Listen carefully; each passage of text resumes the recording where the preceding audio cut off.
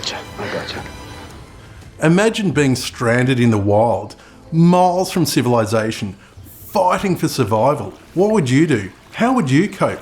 Well, this isn't just a hypothetical scenario. This is the real story of Rod Ansell, a man whose life inspired the legendary Crocodile Dundee. But unlike the movie, Rod's story takes a dark and unexpected turn. Let's dive into the incredible, true tale of survival, fame, and a tragic fall from grace. Welcome to the story of the real Crocodile Dundee. Hey everyone, welcome back to our channel. If you're new here, I'm glad you could join us for another deep dive into the dark, more mysterious corners of our world. Today's story, it's a wild one, and it all starts on a seemingly ordinary day, the 3rd of August 1999. Imagine this, you're driving down the Stuart Highway, right at the corner of Old Bino Road in Darwin's vast rural district. It's around 10:45 in the morning, the sun's beating down and the air's got that outback feel to it. Then out of nowhere, the tranquility is shattered by the sounds of gunshots. In just a few heartbeats, 2 men are lying there, gone. But here's where it gets even more bizarre. Cast your mind back to 1986, that blockbuster movie that swept the world off its feet. The charming, rough around the edges bushman Mick Dundee, played by the iconic Paul Hogan. But what if I told you Mick Dundee wasn't just a figment of Hollywood's imagination? In fact, it was inspired by a real person, Rod Ansell, a man whose life and story is as strange and tragic as they come. How does a man go from being a national icon to being involved in a deadly shootout with police? Well, that's the million-dollar question. Alright, let's dive into the early years of Rod Ansell, the real Crocodile Dundee. Born in October 1954 in Queensland, Australia, Rod was the third of 4 kids. At just 15, his family packed up and headed to the Northern Territory, where he spent his youth, not in classrooms or playing sports, but out hunting feral water buffalo in the wild top end. His life was already shaping up to be anything but ordinary. Now let's fast forward to May 1977. Rod's 23, a young man with a taste for adventure. He just wrapped up a job near Kununurra in Western Australia's Kimberley region. Now for most people, this would mean heading home, right? But not for Rod. He crosses into the Northern Territory, puts a boat in the Victoria River and sets off. What he doesn't know is this trip is about to turn into a harrowing 56-day ordeal that would change his life forever. He's got his 2 8-week-old pups with him, his camping gear, and crucially, his survival kit, a rifle, ammunition, a knife, and the basics to survive in the wild. But as darkness falls, disaster strikes. His boat capsizes in the Queen's Channel, throwing him, his dogs, and all his gear into the murky, dangerous waters. Imagine this, you're alone in the middle of nowhere with just your dinghy, 1 oar, and your survival skills. That's Rod's reality as he battles through the night against 3-metre waves, losing his food and fresh water to the merciless tide. As dawn breaks, he finds himself carried 20 kilometres north, far from his original path, and his only choice? Survival in one of Australia's most remote and unforgiving landscapes. It's stunning from above, but on the ground, it's an entirely different story. Vast, dangerous, and unforgiving. Rod's in his tiny dinghy, armed with nothing but 1 oar, at the complete mercy of the wind and tides. He's surrounded by wilderness, with the nearest hint of survival, Lagoon Station, just a speck on the map. And let's not forget, he's never been to this part of the country before. The danger of missing the station and wandering deep into the wild is real and terrifying. But Rod's not the kind of guy to give up. He recalls this map he'd seen back in the manager's office, back at the Kimberley research station where he'd previously worked. He'd studied it while getting chewed out for some minor mistake, and that map now might just save his life. He remembers there's an inlet and the Fitzmaurice River flowing into it, which could be his best bet for fresh water. So for 2 grueling nights, Rod battles through the whirlpools, whitewater rapids and monstrous tides, and then finally finds it. Fresh water. He's going to make it. But surviving isn't as easy as it sounds. It's not like waking up and picking fruit for breakfast, catching a rabbit for lunch and foraging for berries. It's hard, relentless work every single day just to find enough food to stay alive. The land is harsh and unforgiving, but Rod's got a few things going for him. He knows how to track and hunt. He's got a rifle and a knife, and most importantly, he's resourceful. He's fit young, and this, the wild, is his element. So there he was, stranded on a remote river, not a soul for miles, and no one would even start looking for him for 3 months. He told his mates in Kununurra he'd be gone for a while after all. But Rod's got a plan. He thinks there's a slim chance that a stock camp from Bradshaw Station might pass by. And if not, he's prepared to wait out to the dry season and trek to civilization once the rains come, following the river to Timber Creek, or maybe even Bradshaw Station homestead. But the risks, a broken leg, an infection, or running out of bullets, any of these could be deadly. But Rod's luck hasn't run out yet. The riverbanks provide a known watering hole to wild cattle, and on his very first day, a stroke of fortune. A fat cow wanders down to the river. Despite his exhaustion, Rod's instincts kick in. He grabs his rifle, takes aim, and just like that, he's secured his first food supply. He's ravenous, weakened from days without food, and with feet sore from the water. So he eats the meat raw, sharing it with the loyal pups. But Rod knows he needs to make a fire, not just for cooking, but as a signal for any passing planes. And how does he start this fire? Well, with his ingenuity, using gunpowder and the primer from a bullet. That fire, lit with the last of his resources, becomes his lifeline, burning for the next 2 months. This is a survival at the rawest, folks, a testament to human resilience and the will to live against all odds. Days pass, and Rod Ansell, a real-life Crocodile Dundee, takes stock of what he's got. His inventory? It's pretty basic, but each item is a lifeline. He's got his swag, a rifle with 27 rounds left, and a leather roll that's home to his trusty skinning and boning knives, along with a stone and steel for sharpening. And to that, a couple of shirts, a pair of shorts, some jeans and a jacket, and a few empty tins. No boots, no hat, just the essentials for survival. Imagine being Rod Ansell at this point in his journey. To survive the harsh nights, he built a platform high up in a tree fork, layering it with leaves and dry grass for comfort. This isn't just to stay warm, it's a crucial move to stay out of the reach of crocodiles. In fact, Rod once had to take down a massive 5-metre croc just to protect his dogs. One day, Rod paddles upstream and climbs to the top of the gorge. From there, the view is both breathtaking and sombering. The river snakes its way into the horizon, the lush rainforest giving way to rugged terrain. It's an oasis surrounded by unforgiving wilderness. Rod knows his chances of rescue are slim. He hasn't seen any signs of other people, not a single branded beast. He's truly alone. By the 6th week, even Rod's resilience is being tested. His spirits lift briefly when a light plane buzzes in the distance, but it's too far to spot him or his smoke signals. Supplies are dwindling, ammunition is running low, and then one morning, a sound, a metallic bang from the river. His hope surges, but it's short-lived. It's just an empty drum bobbing in the tide, a cruel reminder of a world beyond his reach. Rod realises the brutal truth. No one's coming to look for him. If his Toyota is ever found by the Victoria River, they'll assume the worst. They'll think he never made it out of the river or that fateful fishing trip. One morning, Rod wakes up feeling a deep sense of despair, his body and spirit both wearied by the relentless fight for survival. Despite this condition, he knows he needs to hunt again. As he sits there, sharpening his knives, a distant sound breaks the silence, the jingle of horse bells from across the river. In an instant, hope surges within him. He leaps into his dinghy, paddles furiously across the river and dashes towards the sound. And then, there it is, a glimpse of a hat bobbing in the grass right in front of him. Rod shouts, his voice echoes across the landscape, and to his disbelief, he gets a response. There in front of him is a man on a mule, dressed in black with a blue bandana, his white hair and beard stark against the backdrop. "G'day," Rod greets, his voice a mix of relief and disbelief. The man, equally as shocked, asks, "Where do you come from? How did you get here?"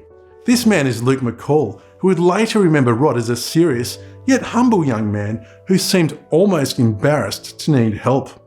Luke doubted whether Rod could have made it out on his own once the rains came in. The land was unfamiliar, and Rod, despite his survival skills, was now weakened from his ordeal. The journey back to Palumpa Station was another trial in itself, taking 6 grueling days. Rod rode bareback on a horse named Old Cooney, the discomfort of the ride exasperated by his weakened state. At one point, trying to fulfill a promise, he attempted to shoot a bull to make a gift of a scrotum pouch for one of the cattlemen, Rupert, but nearly got gored in his weakened state. It was a close call, and it made Rod realise how fragile his situation had become. You can almost hear Rod's dry humour as he later says, "To survive everything else, get rescued, and then be clobbered by a bull out on the flat would have been pretty hard."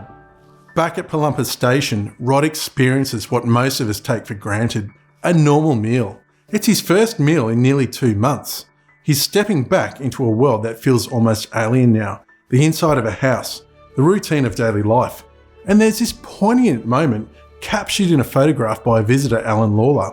It's a photo that speaks volumes. Luke, Rupert, Raphael and Christopher, and this gaunt, bearded stranger Rod Ansell, the man who had just walked out of the wilderness.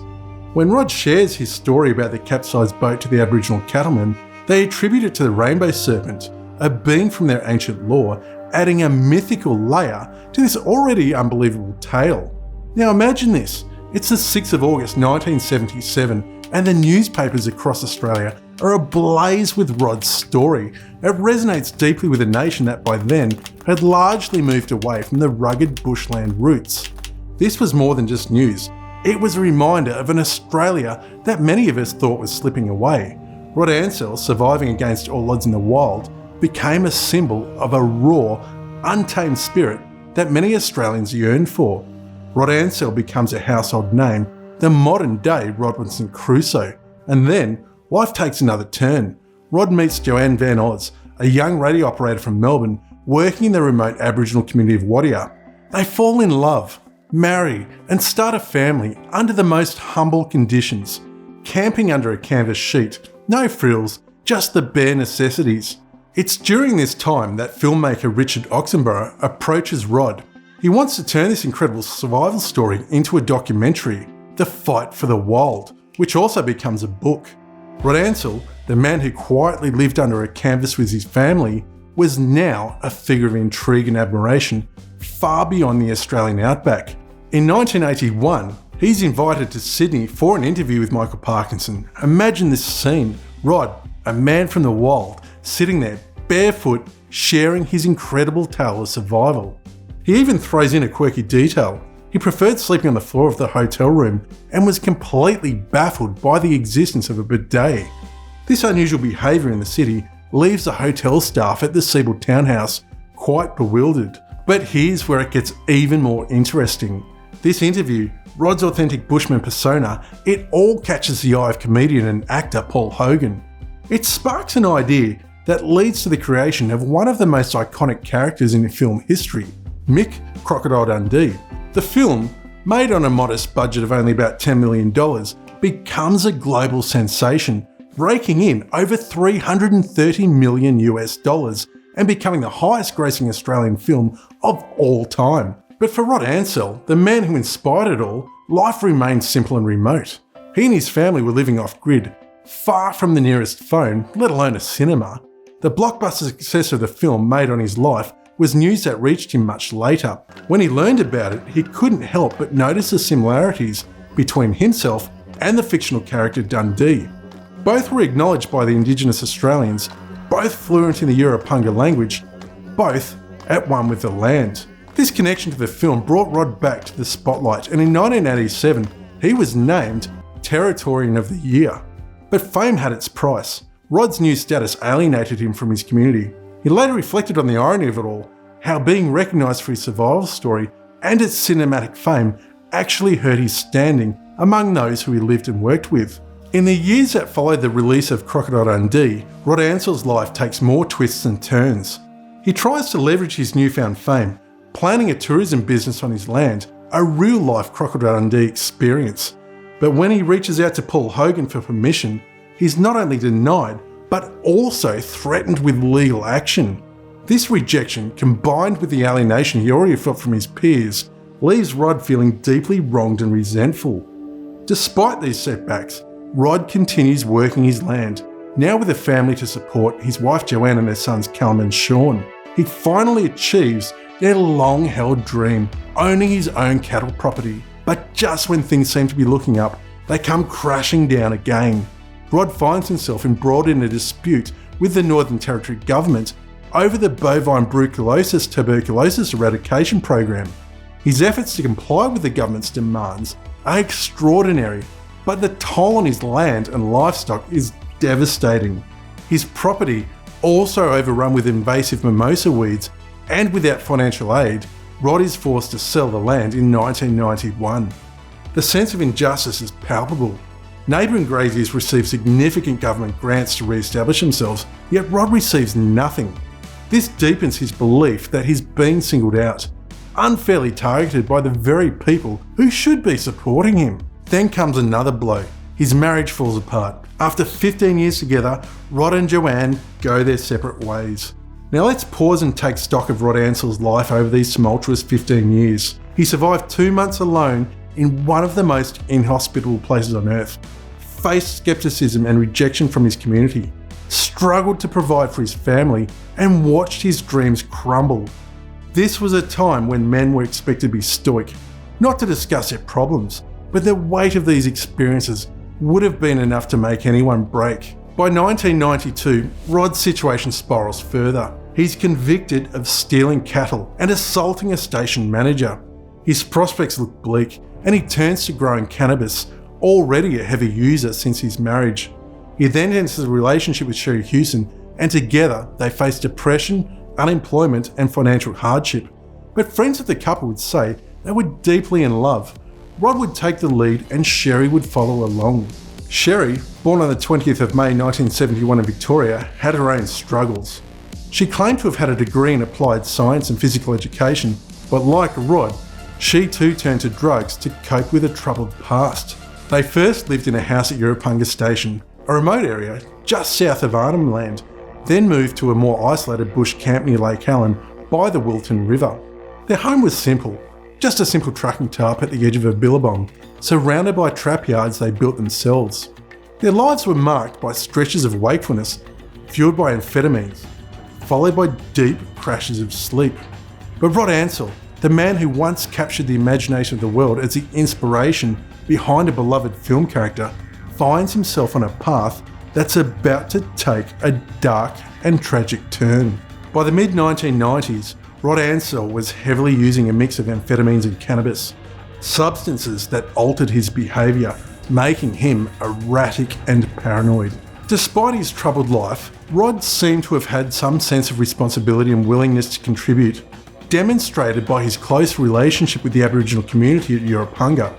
He was fluent in the language and had even been ceremonially accepted as a member, a rare honour for a non-Indigenous person.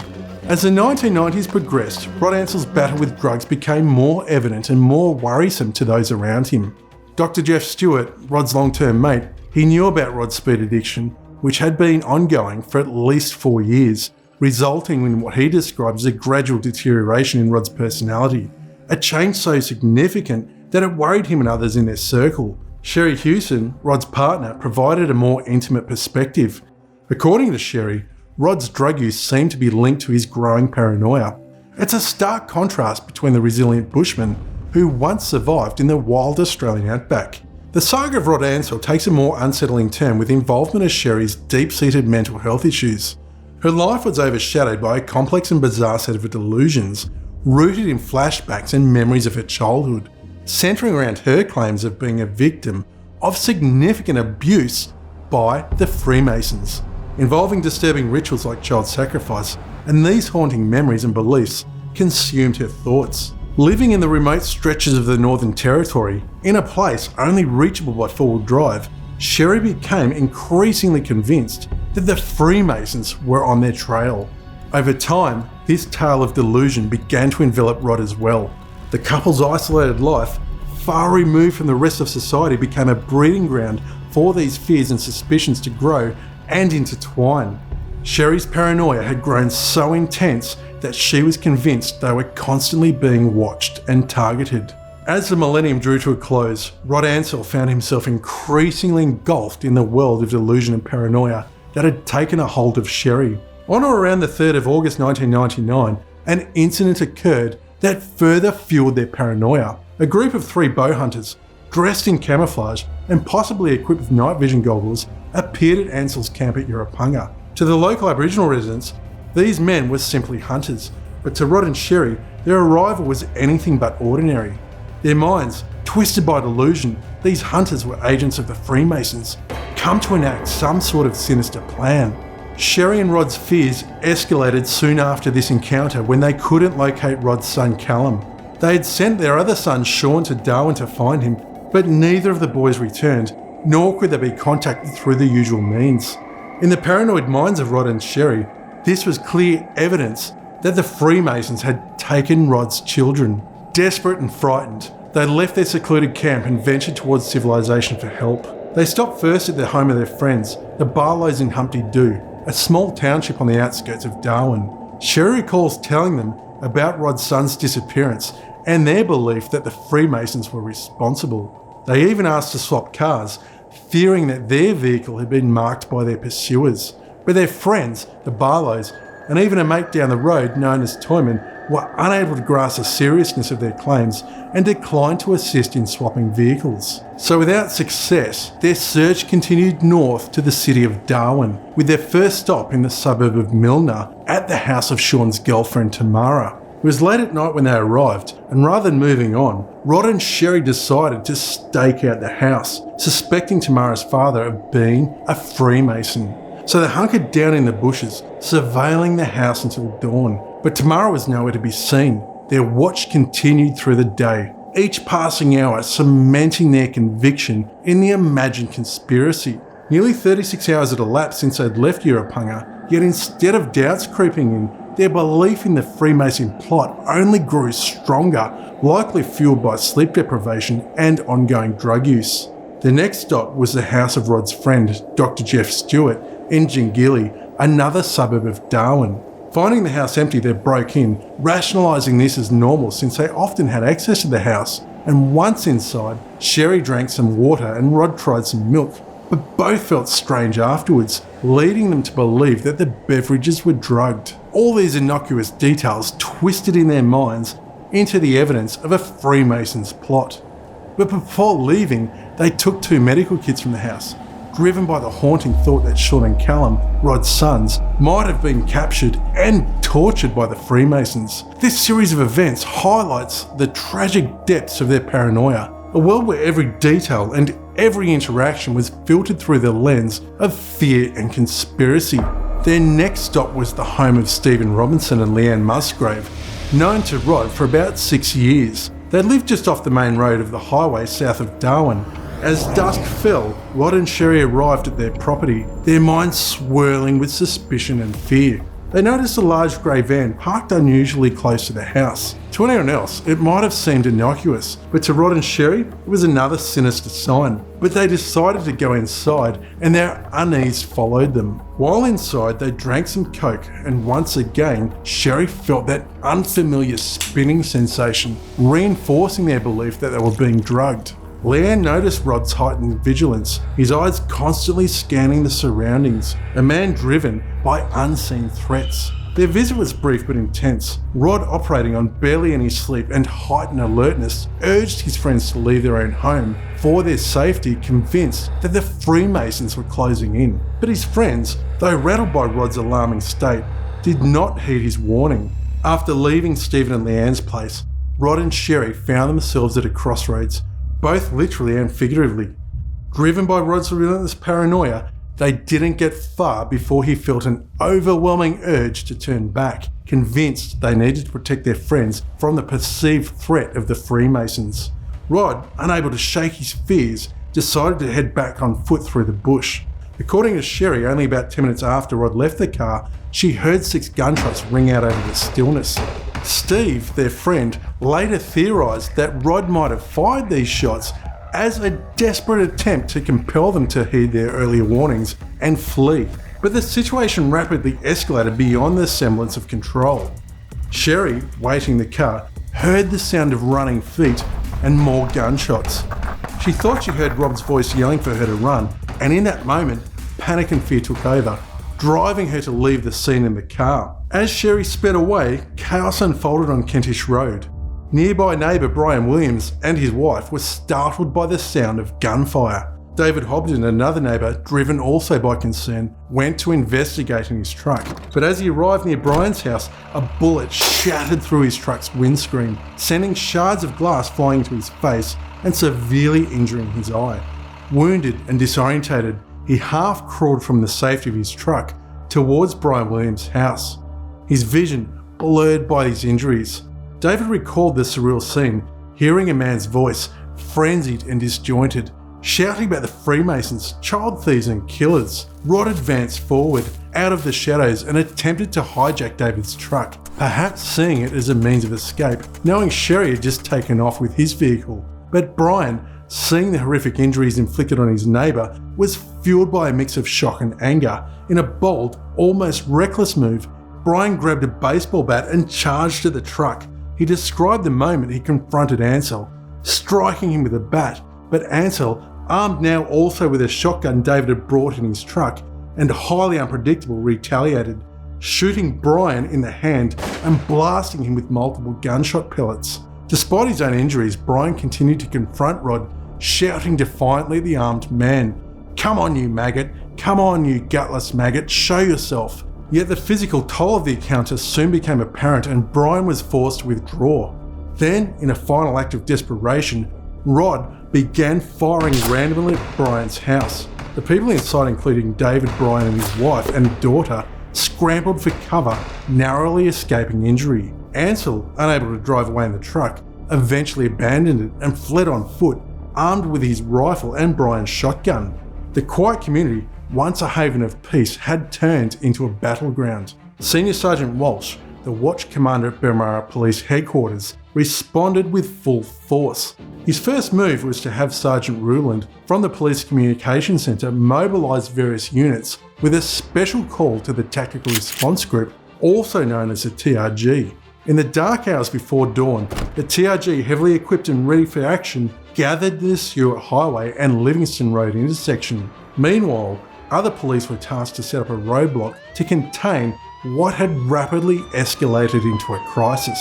But then, an unexpected development occurred. At around 4:30 a.m, a truck driver named Andrew Koshel reported something unusual. He'd been stopped at the Old Bino Road roadblock, and while waiting, he felt his truck move as if someone was there. Turning to look, he caught a glimpse of a man in dark clothing, perched atop a fuel tank behind his cabin. The mysterious figure shifted position, eluding clear sight. Koshel, his nerves on edge, whispered his observations to his wife over the phone, who in turn alerted police. The TRG reacted swiftly, swarming over the truck in the area, but in a twist of fate, it wasn't Koshel's truck they descended upon. From his vantage point, Koshel watched as the real intruder, possibly Ansell himself, slipped away. This man, cloaked in irrationality and paranoia, had seemingly eluded capture, vanishing as quickly as he had appeared. The enigma deepened when it became evident that Rod Ansell, if indeed it was him, had been south of the roadblock, outside the controlled area. He could have escaped, yet he chose to stay, a decision that defied logic, especially given his paranoid state. Imagine this. It's a typical day in the Northern Territory. The sun blazes down on the Adelaide River Police Station, where Sergeant Glenn Hewson now serves with dedication. Alongside him is Senior Constable James O'Brien, and together they form the heart of this two-man station in the remote township. The day was about to take an unexpected turn. On the night of a harrowing shooting incident, Hewson and O'Brien were instructed to set up a roadblock at the Old Bino Road. Armed with Glock handguns, a Winchester shotgun and a Remington rifle and ballistic vests, they were ready for anything, or so they thought. As the early morning hours ticked on, Hewson and O'Brien dealt with the frustration of drivers stopped at the roadblock, awaiting clearance to pass through. Among those waiting was a blue Holden utility with Jonathan Anthwitz and Anthony Hobden inside. Hobden's brother David was the man who had been blinded earlier the previous day when Ansell attacked his truck, but he had not yet been made aware about exactly what was going on. So Anthony and Jonathan, removalists, were heading to David's place, perhaps to pick up a trailer before starting their day's work. The time passed by slowly, and the policemen decided to remove their ballistic vests to cool off for about 10 minutes, periodically repeating this practice. It was about 10:30 in the morning, and the day was getting hot. This decision, seemingly minor at the time, would have grave consequences. The two officers, responding to an armed shooter, took a relaxed stance, not realising the full extent of the danger lurking nearby. The scene at the roadblock was almost serene. Houghton and O'Brien sat in the shade of their vehicle's unfolding chairs, chatting casually with Jonathan and Anthony, who had returned from breakfast. It was a picture of normalcy, of a moment's respite from the chaos of their profession. The ballistic vest of O'Brien, symbols of their readiness, lay discarded on the back seat of the police vehicle, a questionable decision. Unbeknownst to them, Ansell had silently approached their vehicle. For over 12 hours, he discarded opportunities to escape, choosing instead to remain hidden, moving stealthily through the bush around an escalating police operation. His position about 20 metres east of the Stewart Highway and north of the intersection was strategic yet inconspicuous.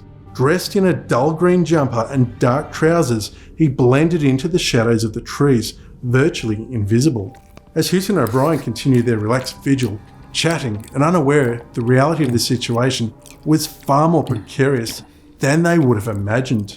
O'Brien's words paint a chilling picture. I suddenly heard the unmistakable sound of a heavy caliber firearm being discharged. In that split second, their world turned upside down. The civilian leaning against their car was shot and fell to the ground, screaming in pain.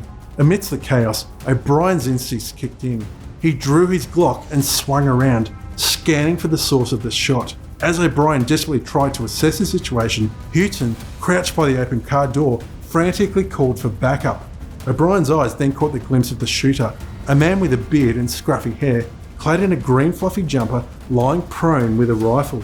The gunman was about 40 metres away, skillfully positioned behind a ridge of soil created by a recent firebreak. This ridge, a mere 40 centimetres high, provided the gunman with just enough cover to aim his rifle directly at them. In a courageous attempt to protect themselves and the injured civilian, O'Brien yelled out his discovery to Houghton and opened fire. His shots aimed to pin the gunman down, hit the ground close to the shooter, forcing him to duck for cover.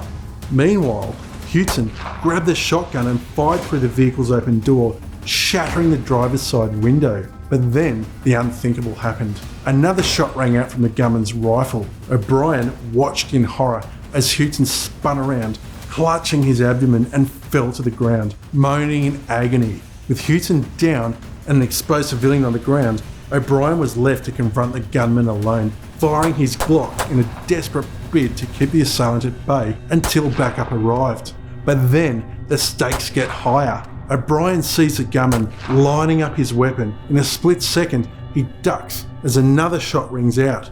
Rolling his injured colleague off the shotgun, O'Brien quickly reloads it, his mind racing with tactics. He fires a shot, ducks down, reloads, then repeats. The sound of bullets whizzing past his head is like a match being struck, too close for comfort. Just as O'Brien calculates his remaining ammo, hope arrives in the form of the TRG vehicles, speeding in from the north. Imagine the scene, the TRG, in a race against time, speed towards the sound of gunfire, but in a heart-stopping moment, their vehicles collide, one flipping over. This is real life, folks, not Hollywood. Senior Constable O'Brien, amidst this chaos, remains laser-focused. He's crouched behind a police vehicle, reloading, his eyes fixed on the gunman. The TRG members, disorientated by the crash, are trying to locate the shooter. They're shouting out to O'Brien, "Where is he? We can't see him." O'Brien, understanding the urgency, stands up, exposing himself to danger, and points out towards the gunman. But here's where it turns. The gunman, Rod Ansell, spots his new targets and shifts his aim towards the TRG. They're bunched together, unaware of the looming threat. O'Brien, realising the gunman's intention, seizes his chance. He takes aim, fires two more rapid, deliberate shots at the gunman. Dust flies off the gunman's clothing, but is he hit? It's hard to tell. O'Brien fires one more shot. The gunman falls. It's over. The aftermath is tragic. O'Brien rushes towards Sergeant Houghton, who lays pale and barely breathing. O'Brien tries desperately to revive him, but it's futile. The TOG takes over, tending to the injured, and a sombre end to a frantic battle. Now let's take a step back and reflect on the enigmatic figure of Rod Ansell. Once hailed as the original Crocodile Dundee, he lived a life that reads like a dramatic script. But how the tides have turned. From a celebrated bushman surviving Australia's harsh outback to a tragic figure, his life spiralled into a dark abyss of violence and despair. On the 12th of August 1999, Ansell was laid to rest at Mount Cat in a poignant ceremony blending Aboriginal and Christian traditions, his old mates with whom he'd once roamed the wilds digging his grave by hand. Annette Miller, speaking on the Bullman and Mount Cat communities, summed up his journey. Rod is back where he belongs, with us, and we will look after him for 1,000 years. Now, 24 years later, Ansell's legacy has evolved. Much like the infamous Ned Kelly, once seen as a villain, he's now a character of folklore. But the question lingers, how should we remember Rod Ansell? Is he the quintessential Australian bushman, wronged by Hollywood and later by the government? Or is he the man whose actions led to the death of a heroic police officer? So what's the real lesson here? Is it about the dangers of fame and fragility of the human mind, or something else entirely different? I'll leave that with you to decide. Thanks for joining me on this journey and following this story. Give the like button a flick and don't forget to subscribe, and I'll catch you in the next one.